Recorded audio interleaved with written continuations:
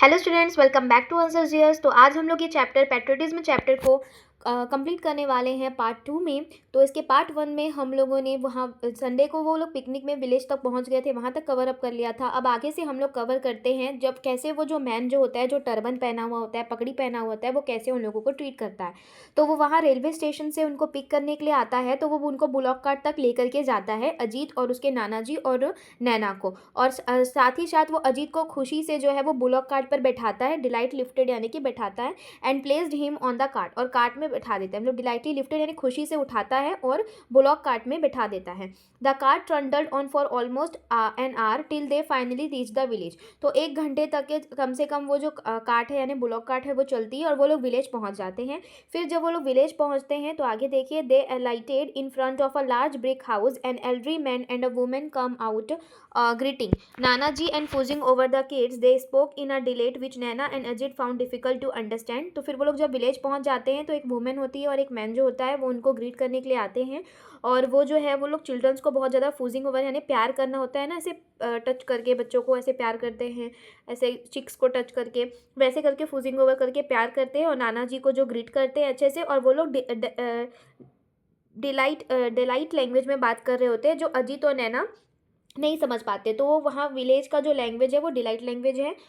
उसके बाद कंटिन्यू करते हैं आगे। An hour later, after they had their breakfast, Nanaji took them to a huge peepal tree where there was a platform. They sat down and Nanaji started his story. फिर lunch वंच करने के बाद क्या होता है ना, नाना जी जो है ब्रेकफास्ट करने के बाद क्या होता है, नाना जी उन लोगों को एक पीपल ट्री के पास ले जाते हैं और वहाँ बैठ जाते हैं और नैना और अजीत को स्टोरी सुनाना शुरू कर देते हैं। तो फिर यहाँ से नाना जी है जो एक पैट्रियोटिज्म की जो रियल स्टोरी है वो सुनाने लगते हैं। तो देखिए क्या स्टोरी है। Around 10 years ago, there was a young man whose name was Akash. He was studying to be a doctor. After he completed his MBBS, he worked hard and won a scholarship to USA. He got his master degree and decided to come back along with his 10 of his friends had also gone for higher study to America. They all state back but Akash return. तो यहाँ पर बताया गया है कि 10 साल पहले, लगभग आज से 10 साल पहले, एक आकाश नाम का लड़का हुआ करता था जो क्या कर रहा था, MBBS कंप्लीट करने के बाद यानी इंडिया में MBBS कंप्लीट करने के बाद वो USA चले जाता है स्कॉलरशिप लेकर के अपने आगे की पढ़ाई करने के लिए। फिर वो जो है वो वहाँ से मास्टर डिग्री जो लेकर के आता है और वापस आ जाता है। उसके साथ जो है 10 फ्रेंड्स भी गए होते हैं अमेरिका में मास्टर डिग्री लेने के लिए।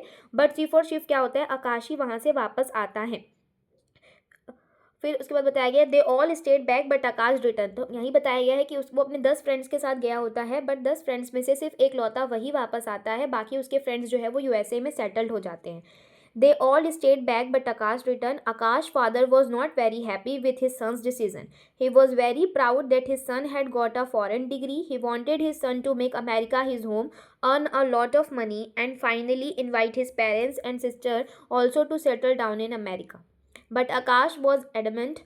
My country has spent thousands of rupees in educating me. I have to repay this debt. The only way I can do it is by serving the people here, and moreover, India and its village need good doctors far more than rich countries like America. तो ये जब आकाश जो है वो foreign degree लेकर के जब India वापस आ जाता है ना, तो उसके फादर्स जो है ना वो उस डिसीजन से सेटिस्फाई नहीं होते हैं और हैप्पी नहीं होते हैं। ऑफ कोर्स बिकॉज जो फॉरेन की डिग्री ले लिया है तो फॉरेन में बहुत ज़्यादा अच्छी इनकम सोर्स है इंडिया के कंपैरिजन में उस टाइम तक में।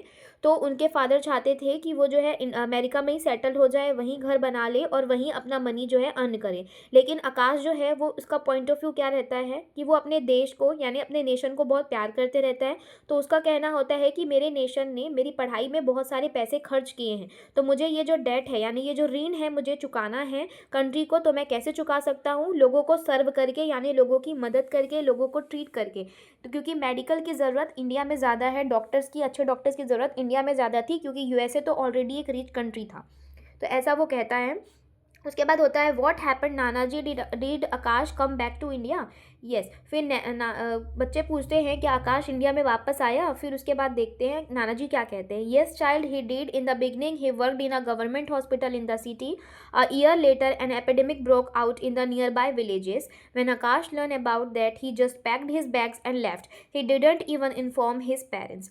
तो जब शुरुआती दिनों में आकाश जब इंडिया आया तो वो एक सिटी हॉस्पिटल में सिटी में एक गवर्नमेंट हॉस्पिटल था, वहाँ वर्क करता था। लेकिन जब उसको पता चला कि किसी विलेज में एक एपिडेमिक आया, जैसे अभी कोरोना वायरस आया था, एक एपिडेमिक सिचुएशन थी ना, महामारी था, वैसे ही टाइप का कुछ उस टाइम भी इशू होगा, कोई बीमारी आई होगी। तो जब उसको ऐसा पता चला आकाश को, तो आकाश ने अपना तुरंत बैग पैक किया और वहाँ विलेजर्स को ट्रीट करने के लिए चला गया, और अपने पेरेंट्स को भी उसने नहीं बताया। फिर आफ्टर दैट उसके बाद अजीत पूछता है क्यों, ऐसा क्यों? तो फिर उसके बाद उसके नाना जी बताते हैं, because they would have stopped him silly in science I have studied that during epidemic sometimes the doctors who are treating the patients also die. Sorry, नाना जी नहीं, यहाँ नैना आंसर करते हुए अजीत को कहती है कि मैंने पढ़ा है साइंस में, बहुत बार ऐसा स्टडी किया है कि जब ऐसा महामारी आती है, एपिडेमिक से सिचुएशंस आते हैं, तो जो एपिडेमिक्स होती है, तो जब डॉक्टर्स जो होते हैं ना, वो ट्रीट कर रहे होते हैं पेशेंट्स को, वो भी कभी कभी उस बीमारी से मर जाते हैं, इसलिए उसके पेरेंट्स उनको जाने नहीं देते, शायद इसलिए आकाश ने नहीं बताया होगा, ऐसा नैना बताती है। फिर आफ्टर डेट उसके फिर जो नाना जी है वो बताते हैं, yes Naina is right, anyway a week later Akash father got a postcard from him saying that he was busy treating his patients, and that the situation was very grim. But Akash did not mention where exactly he was, fearing that his father would land up and try to drag him back. 2 weeks later, his father received a phone call saying that Akash has been admitted in city hospital in a serious condition. तो यहाँ पर जो है नैना जो है उसके नाना जी कहते हैं, नैना तुम सही कह रही हो, और इसलिए उसने नहीं बताया। फिर नाना जी कहते हैं कि उसके फादर को कुछ दिनों बाद जो है पोस्ट कार्ड मिला, जिसमें उस आकाश का पोस्ट कार्ड था, जिसमें उसने बताया हुआ था, यानी चिट्ठी मिली थी जिसमें उसने बताया था कि मैं यहाँ विलेजर्स को ट्रीट कर रहा हूँ, सिचुएशन बहुत ही ज़्यादा ग्रीम है, और उसने ऐसा जानबूझकर और आकाश ने जो है वो मेन एड्रेस नहीं बताया, क्योंकि उसको डर था कि उसके फादर जो है उसको वापस ना बुला लें, इसलिए नहीं बताया। फिर कुछ वीक्स के बाद जो है 2 वीक्स के बाद जो है जस्ट उसके फादर को एक फ़ोन कॉल रिसीव दिया कि आकाश भी जो है वो सिटी हॉस्पिटल में एडमिट हो गया और उसकी कंडीशन बहुत ही ज़्यादा सीरियस है। फिर क्या हुआ, his parents rush to see him, he was in a very bad state, he could barely speak.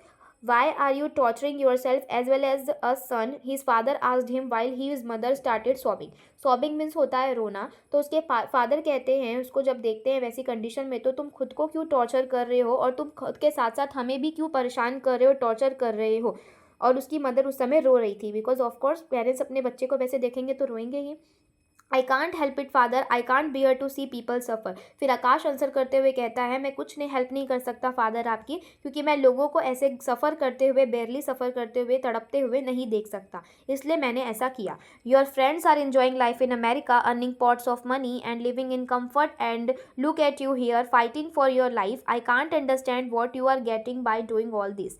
If you don't care about yourself, at least spare a thought for your poor mother. Just see her condition. She has gone half mad worrying about you. फिर उसके father बताते हैं कि तुम्हें ये करके क्या मिल रहा है, जबकि तुम्हारे जो अमेरिका में जो तुम्हारे फ्रेंड्स जो सेटल हो गए हैं, वो बहुत पैसे कमा रहे हैं और अपनी ज़िंदगी मज़े से जी रहे हैं, और तुम यहाँ पर हॉस्पिटल में हो, और तुम्हारी मदर की कंडीशंस देखो, तुम्हें क्या दया नहीं आती अपनी मदर में। फिर आकाश क्या बोलता है, father I don't think I will ever be able to convince you about my actions. All I can say is that I have the satisfaction that I have able to save so many lives.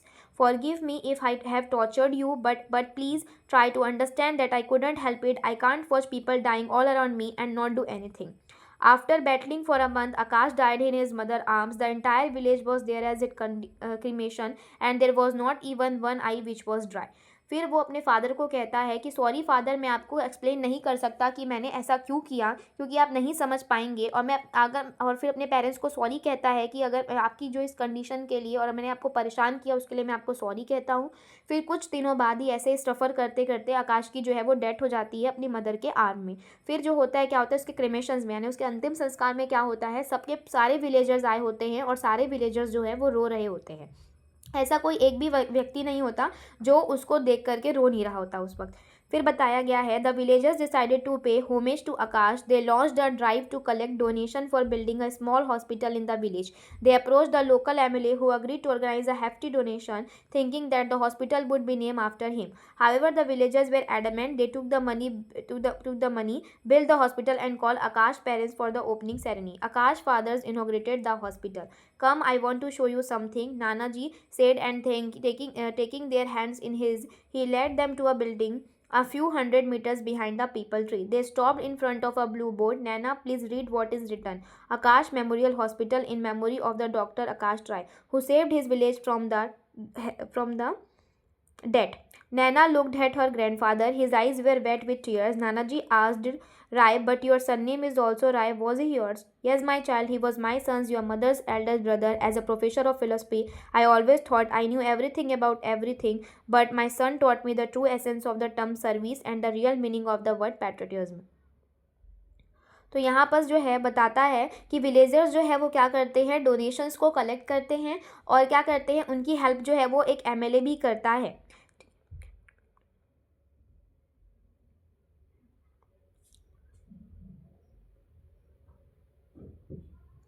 यहाँ पर क्या होता है, वो approach करते हैं MLA को भी कि वो डोनेशन दे करके, और वो डोनेशन कर भी देता है और उसको ऐसा लगता है कि जो हॉस्पिटल है वो उसके नेम पे रहेगा. बट बाद में विलेजर्स जो होते हैं वो बहुत ही ज़्यादा एडमेंट होते हैं, बहुत ही ज़्यादा वफादार होते हैं, और वो जो है उस हॉस्पिटल का नाम आकाश मेमोरियल हॉस्पिटल रखते हैं in the memory of Akash Rai.